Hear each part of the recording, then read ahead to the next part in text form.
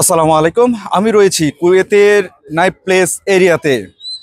Kuwait সিটির মধ্যে দেখায়, কুয়েত সিটির অদূরে স্থিত আপনারা দেখতে পাচ্ছেন এই যে নাইট প্লেসটি, অনেকে ফটো সেশন করছে এখানে। আর এই নাইট প্লেসটি হলো, এই নাইট প্লেসের শব্দ শুনে প্রতিদিন কুয়েতবাসীর ইফতার করতে হয়। তার মানে কি, এটি কি কোনো যুদ্ধ বিধ্বস্ত কোনো দেশ কুয়েত? না, এটি হলো আপনার তাদের পূর্বপুরুষ যারা ছিল তারা এই কামান দিয়ে তারা আসলে ইফতারের সময়সূচি বা যে বিকট শব্দ হতো, এই শব্দর আওয়াজ শুনে তারা ইফতারের সময় হয়েছে বলে মনে করত। যে কারণে আপনার এই কামানটা এখনো পর্যন্ত তাদের পূর্বপুরুষরা যারা এই কামানটি ব্যবহার করতো তার ঐতিহ্য এখন পর্যন্ত তারা ধরে রেখেছে।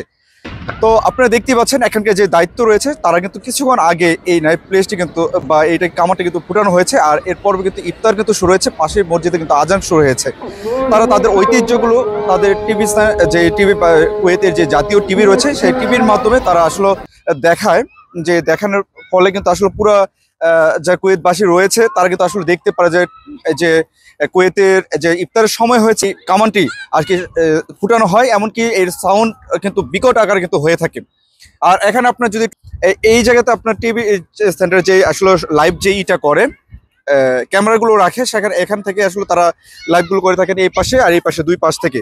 আর যদি একটু ওই দিকটা আপনাদেরকে একটু দেখাই, সেই দিকটা হলো আপনার এখানে হলো যাদেরকে ফাঁসি দেওয়া হয় কুয়েতের বা ফাঁসির আসামি যারা থাকে তাদেরকে কিন্তু এখানে এই জায়গাটার মধ্যে বা ভিতরের অংশে, যদি আজকে আমরা আপনাদেরকে দেখাতে পারবো না, কালকে ইনশাল্লাহ দেখানোর জন্য চেষ্টা করব বা অন্যদিন আপনাদেরকে দেখানোর জন্য চেষ্টা করব। যে এই জায়গাটার মধ্যে, এই জায়গাটার মধ্যে আসলে তারা এই ফাঁসিগুলো কার্যকর করে থাকে, এমনকি সবার জন্য কিন্তু উন্মুক্ত করে থাকে। এই এরিয়াটা সবাই কিন্তু আসতে পারে। আপনার এই এরিয়াতে দেখেন, আপনার কিন্তু এখানে আসার ফলে কিন্তু আরেকটা জিনিস আপনাদেরকে বলি, এখানে কিন্তু ফ্রিতে বা বিনামূল্যে কিন্তু আসলে খাবারও কিন্তু পাওয়া যায়। তো আপনাদেরকে একটু জানিয়ে রাখি, যারা কুয়েতে রয়েছেন তারা চাইলে আসতে পারেন এখানে। আপনারা চাইলে এখানে দেখতে পারেন একদিন এসে যে আসলে নাইট প্লেসে যে কামানটি রয়েছে এখানে কিভাবে নাইট প্লেসের কামানটি আসলে সম্প্রচার করে, সবকিছু আপনারা দেখতে পারবেন। আজকে আমি আসছিলাম বৈশাখী নিউজ করার জন্য, কিন্তু আজকে আসলে আমার দুঃখের বিষয় আমি একটু লেট করে চলে আসছি, যে কারণে বা আমি হয়তো প্রথমবার আসলাম, যে কারণে আমি চিনতে পাইনি। তো যে কারণে হলো গিয়ে আমি আসলে নিউজ করতে পারি না। ইনশাল্লাহ কালকে আপনারা প্রতিবেদন পাবেন, আর কালকে রাতে হয়তো প্রতিবেদনটি আমাদের পাবেন। কালকে রাতে আমি আসলে এই নিউজটি করব, আবার কালকে আসবো। যদি কেউ আসেন কালকে অবশ্যই দেখা হবে ইনশাল্লাহ।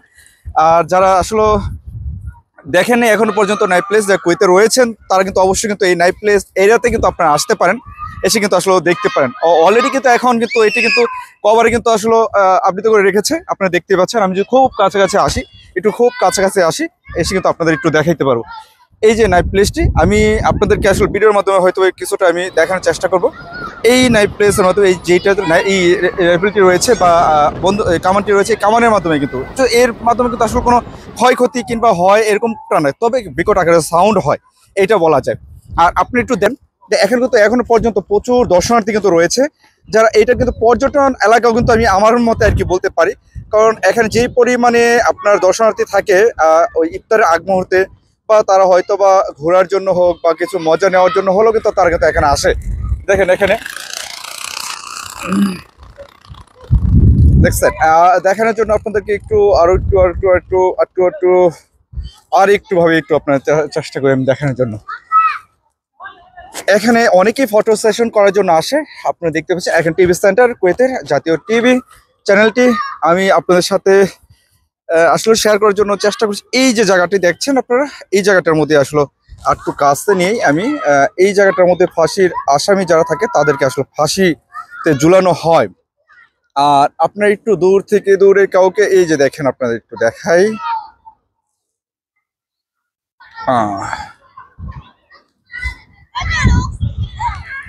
পাশেই কিন্তু একটি মসজিদ রয়েছে।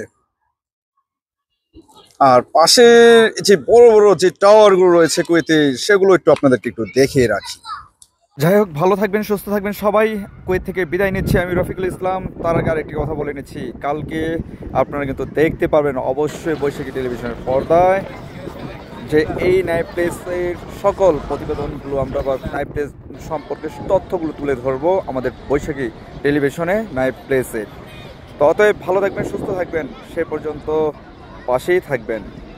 বিদায় নিচ্ছি, রফিকুল ইসলাম, কুয়েত থেকে। সালাম আলাইকুম।